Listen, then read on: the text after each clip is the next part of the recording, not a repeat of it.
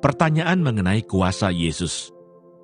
Lalu Yesus masuk ke bait Allah, dan ketika ia mengajar di situ, datanglah imam-imam kepala, serta tua-tua bangsa Yahudi kepadanya, dan bertanya, "Dengan kuasa manakah engkau melakukan hal-hal itu? Dan siapakah yang memberikan kuasa itu kepadamu?" Jawab Yesus kepada mereka, "Aku juga akan mengajukan satu pertanyaan kepadamu, dan jikalau kamu memberi jawabnya kepada aku akan mengatakan juga kepadamu, dengan kuasa manakah aku melakukan hal-hal itu.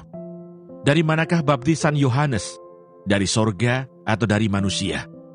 Mereka memperbincangkannya di antara mereka dan berkata, "Jikalau kita katakan dari sorga, ia akan berkata kepada kita, 'Kalau begitu, mengapakah kamu tidak percaya kepadanya?' Tetapi jikalau kita katakan dari manusia, kita takut kepada orang banyak, sebab semua orang menganggap Yohanes ini nabi." Lalu mereka menjawab Yesus, "Kami tidak tahu." Dan Yesus pun berkata kepada mereka, "Jika demikian, aku juga tidak mengatakan kepadamu, dengan kuasa manakah aku melakukan hal-hal itu." Perumpamaan tentang 2 orang anak. Tetapi apakah pendapatmu tentang ini? Seorang mempunyai 2 anak laki-laki. Ia pergi kepada mereka yang sulung dan berkata, "Anakku, pergi dan bekerjalah hari ini dalam kebun anggur." Jawab anak itu, "Baik, Bapa." Tetapi ia tidak pergi. Lalu orang itu pergi kepada anak yang kedua dan berkata demikian juga. Dan anak itu menjawab, "Aku tidak mau." Tetapi kemudian ia menyesal, lalu pergi juga. Siapakah di antara kedua orang itu yang melakukan kehendak ayahnya? Jawab mereka, "Yang terakhir." Kata Yesus kepada mereka, "Aku berkata kepadamu, sesungguhnya pemungut-pemungut cukai dan perempuan-perempuan sundal akan mendahului kamu masuk ke dalam kerajaan Allah. Sebab Yohanes datang untuk menunjukkan jalan kebenaran kepadamu, dan kamu tidak percaya kepadanya. Tetapi pemungut-pemungut cukai dan perempuan-perempuan sundal percaya kepadanya. Dan meskipun kamu melihatnya, tetapi kemudian kamu tidak menyesal, dan kamu tidak juga percaya kepadanya." Perumpamaan tentang penggarap-penggarap kebun anggur. Dengarkanlah suatu perumpamaan yang lain.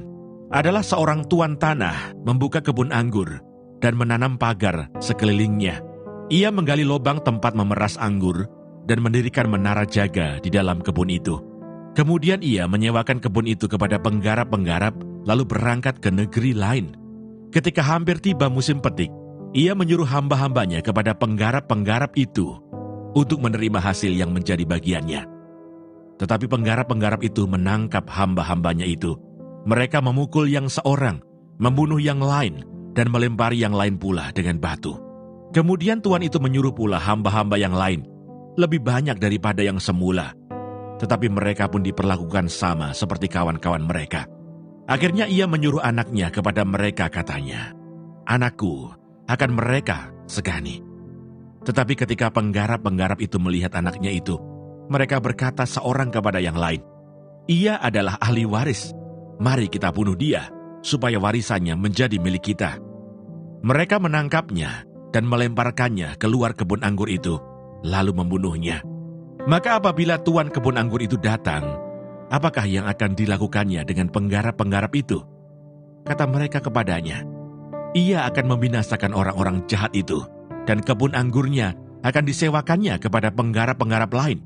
Ia akan menyerahkan hasilnya kepadanya pada waktunya." Kata Yesus kepada mereka, "Belum pernahkah kamu baca dalam kitab suci, batu yang dibuang oleh tukang-tukang bangunan telah menjadi batu penjuru? Hal itu terjadi dari pihak Tuhan, suatu perbuatan ajaib di mata kita. Sebab itu aku berkata kepadamu, bahwa kerajaan Allah akan diambil daripadamu dan akan diberikan kepada suatu bangsa yang akan menghasilkan buah kerajaan itu. Dan barang siapa jatuh ke atas batu itu, ia akan hancur, dan barang siapa ditimpa batu itu, ia akan remuk." Ketika imam-imam kepala dan orang-orang Farisi mendengar perumpamaan-perumpamaan Yesus, mereka mengerti bahwa merekalah yang dimaksudkannya. Dan mereka berusaha untuk menangkap dia, tetapi mereka takut kepada orang banyak, karena orang banyak itu menganggap dia nabi. Keluaran pasal 27. Mengenai mezbah korban bakaran. Haruslah engkau membuat mezbah dari kayu penaga, 5 hasta panjangnya dan 5 hasta lebarnya, sehingga mezbah itu 4 persegi, tetapi 3 hasta tingginya. Haruslah engkau membuat tanduk-tanduknya pada keempat sudutnya. Tanduk-tanduknya itu haruslah seiras dengan mezbah itu, dan haruslah engkau menyalutnya dengan tembaga. Juga harus engkau membuat kuali-kualinya, tempat menaruh abunya, dan sodok-sodoknya, dan bokor-bokor penyiramannya, garpu-garpunya, dan perbaraan-perbaraannya. Semua perkakasnya itu harus kau buat dari tembaga. Haruslah engkau membuat untuk itu kisi-kisi, yakni jala-jala tembaga, dan pada jala-jala itu haruslah kau buat 4 gelang tembaga pada keempat ujungnya.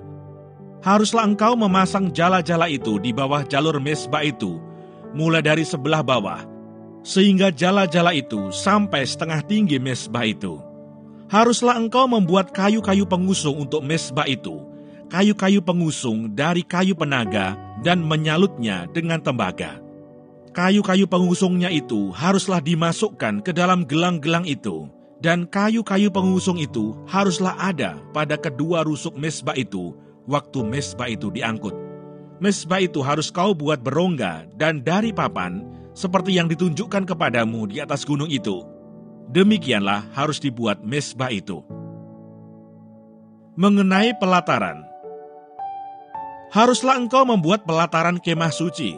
Untuk pelataran itu, pada sebelah selatan harus dibuat layar dari lenan halus yang dipintal benangnya, 100 hasta panjangnya pada sisi yang satu itu. Tiang-tiangnya harus ada 20, dan alas-alas tiang itu harus 20 dari tembaga. Tetapi kaitan-kaitan tiang itu dan penyambung-penyambungnya harus dari perak. Demikian juga pada sebelah utara, pada panjangnya harus ada layar yang 100 hasta panjangnya. Tiang-tiangnya harus ada 20, dan alas-alas tiang itu harus 20 dari tembaga. Tetapi kaitan-kaitan tiang itu dan penyambung-penyambungnya harus dari perak. Dan pada lebar pelataran itu, pada sebelah barat, harus ada layar yang 50 hasta, dengan 10 tiangnya dan 10 alas tiang itu. Lebar pelataran itu, yaitu bagian muka pada sebelah timur, harus 50 hasta, yakni 15 hasta layar untuk sisi yang satu di samping pintu gerbang itu, dengan 3 tiangnya dan 3 alas tiang itu. Dan juga untuk sisi yang kedua di samping pintu gerbang itu, 15 hasta layar, dengan 3 tiangnya dan 3 alas tiang itu. Tetapi untuk pintu gerbang pelataran itu, tirai 20 hasta dari kain ungu tua dan kain ungu muda, kain kirmisi, dan dari lenan halus yang dipintal benangnya. Tenunan yang berwarna-warna dengan 4 tiangnya dan 4 alas tiang itu. Segala tiang yang mengelilingi pelataran itu haruslah dihubungkan dengan penyambung-penyambung perak, dan kaitan-kaitannya harus dari perak dan alas-alasnya dari tembaga. Panjang pelataran itu harus 100 hasta, lebarnya 50 hasta, dan tingginya 5 hasta, dari lenan halus yang dipintal benangnya, dan alas-alasnya harus dari tembaga. Adapun segala perabotan untuk seluruh perlengkapan kemah suci, dan juga segala patoknya, dan segala patok pelataran, semuanya harus dari tembaga. Mengenai minyak untuk lampu, haruslah kau perintahkan kepada orang Israel, supaya mereka membawa kepadamu minyak zaitun tumbuk yang murni untuk lampu, supaya orang dapat memasang lampu agar tetap menyala. Di dalam kemah pertemuan di depan tabir yang menutupi tabut hukum, haruslah Harun dan anak-anaknya mengaturnya dari petang sampai pagi di hadapan Tuhan. Itulah suatu ketetapan yang berlaku untuk selama-lamanya bagi orang Israel turun-temurun.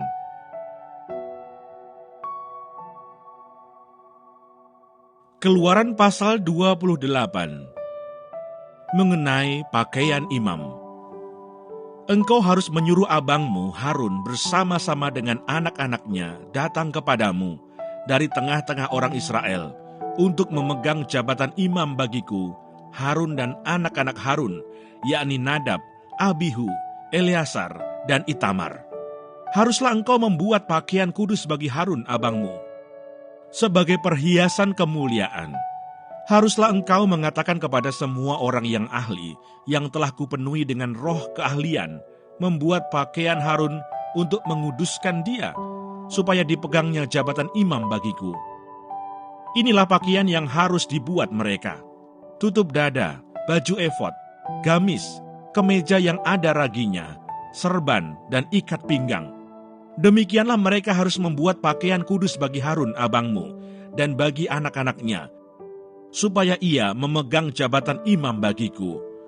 Untuk itu haruslah mereka mengambil emas, kain ungu tua, dan kain ungu muda, kain kirmisi, dan lenan halus.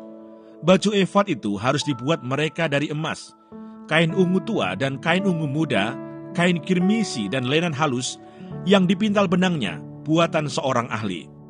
Haruslah ada pada baju efod itu 2 tutup bahu yang disambung kepadanya. Pada kedua ujungnya lah harus baju efod itu disambung.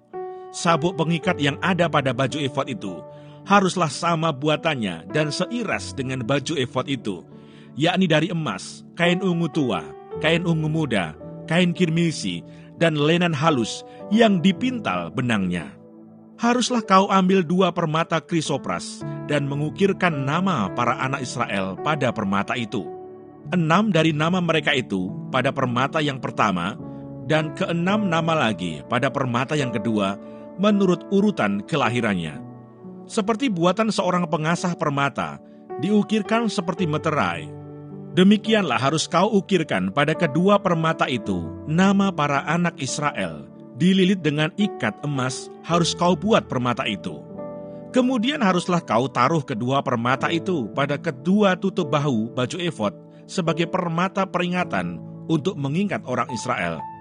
Maka kehadapan Tuhan, haruslah Harun membawa nama mereka di atas kedua tutup bahunya menjadi tanda peringatan. Haruslah kau buat ikat emas, dan 2 untai dari emas murni sebagai utas haruslah kau buat itu, yang buatannya sebagai tali berjalin, dan haruslah kau pasang untai berjalin itu pada ikat itu. Haruslah engkau membuat tutup dada pernyataan keputusan, buatan seorang ahli, buatannya sama dengan baju efod. Demikianlah harus engkau membuatnya, yakni dari emas, kain ungu tua, kain ungu muda, kain kirmisi, dan lenan halus yang dipintal benangnya haruslah engkau membuatnya. Haruslah itu 4 persegi, lipat 2, sejengkal panjangnya dan sejengkal lebarnya. Haruslah kau tata itu dengan permata tatahan, 4 jajar permata, permata yaspis merah, krisolit, malakit. Itulah jajar yang pertama. Jajar yang kedua, permata batu darah, lasurit, yaspis hijau. Jajar yang ketiga, permata ambar, akik, kecubung. Jajar yang keempat, permata pirus, krisopras, dan nefrit. Dengan berikatkan emas, demikianlah permata-permata itu dalam tatahannya. Sesuai dengan nama para anak Israel, permata itu haruslah 12 banyaknya. Dan pada tiap-tiap permata haruslah ada, diukirkan seperti meterai, nama salah satu suku dari yang 12 itu. Juga haruslah kau buat untuk tutup dada itu untai berpilin, yang buatannya sebagai tali berjalin dari emas murni. Juga haruslah kau buat untuk tutup dada itu 2 gelang emas, dan kedua gelang itu harus kau pasang pada kedua ujung tutup dada. Haruslah kedua untai emas yang berjalin itu kau pasang pada kedua gelang itu, pada ujung tutup dada. Kedua ujung lain dari kedua untai berjalin itu haruslah kau pasang pada kedua ikat emas itu. Demikianlah kau pasang pada tutup bahu baju efod di sebelah depannya. Haruslah engkau membuat 2 gelang emas dan membubuhnya pada kedua ujung tutup dada itu, pada pinggirnya yang sebelah dalam yang berhadapan dengan baju efod. Juga haruslah engkau membuat 2 gelang emas dan memasangnya pada kedua tutup bahu baju efod, di sebelah bawah pada bagian depan, dekat ke tempat persambungannya, di sebelah atas sabuk baju efod. Kemudian haruslah tutup dada itu dengan gelangnya diikatkan kepada gelang baju efod dengan memakai tali ungu tua, sehingga tetap di atas sabuk baju efod, dan tutup dada itu tidak dapat bergeser dari baju efod. Demikianlah di atas jantungnya harus dibawa Harun nama para anak Israel pada tutup dada pernyataan keputusan itu, apabila ia masuk ke dalam tempat kudus, supaya menjadi tanda peringatan yang tetap di hadapan Tuhan. Dan di dalam tutup dada pernyataan keputusan itu, haruslah kau taruh Urim dan Tumim. haruslah itu di atas jantung Harun apabila ia masuk menghadap Tuhan. Dan Harun harus tetap membawa keputusan bagi orang Israel di atas jantungnya di hadapan Tuhan. Haruslah kau buat gamis baju efod dari kain ungu tua seluruhnya. Lehernya haruslah di tengah-tengahnya. Lehernya itu harus mempunyai pinggir sekelilingnya, buatan tukang tenun, seperti leher baju sirah, haruslah lehernya itu supaya jangan koyak. Pada ujung gamis itu haruslah kau buat buah delima dari kain ungu tua, kain ungu muda dan kain kirmisi pada sekeliling ujung gamis itu, dan di antaranya berselang-seling giring-giring emas, sehingga satu giring-giring emas dan satu buah delima selalu berselang-seling pada ujung gamis itu. Haruslah gamis itu dipakai Harun apabila ia menyelenggarakan kebaktian, dan bunyinya harus kedengaran apabila ia masuk ke dalam tempat kudus di hadapan Tuhan, dan apabila ia keluar pula supaya ia jangan mati. Juga haruslah engkau membuat patam dari emas murni, dan pada patam itu kau diukirkan seperti meterai, kudus bagi Tuhan. Haruslah patam itu engkau beri bertali ungu tua, dan haruslah itu dilekatkan pada serban di sebelah depan serban itu. Patam itu haruslah ada pada dahi Harun, dan Harun harus menanggung akibat kesalahan terhadap segala yang dikuduskan oleh orang Israel, yakni terhadap segala persembahan kudusnya. Maka haruslah patam itu tetap ada pada dahinya, sehingga Tuhan berkenan akan mereka.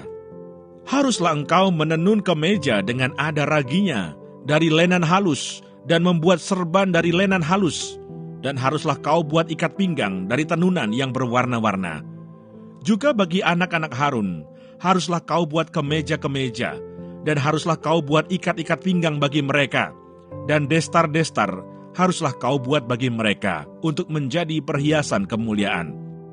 Maka semuanya itu haruslah kau kenakan kepada abangmu Harun bersama-sama dengan anak-anaknya. Kemudian engkau harus mengurapi, mentahbiskan, dan menguduskan mereka, sehingga mereka dapat memegang jabatan imam bagiku.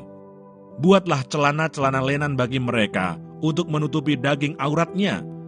Celana itu haruslah dari pinggang sampai paha panjangnya.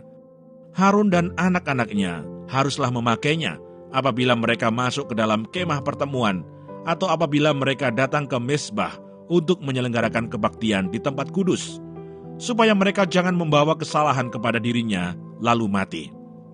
Itulah suatu ketetapan untuk selama-lamanya baginya dan bagi keturunannya. Demikianlah pembacaan firman Tuhan hari ini. Tuhan Yesus memberkati.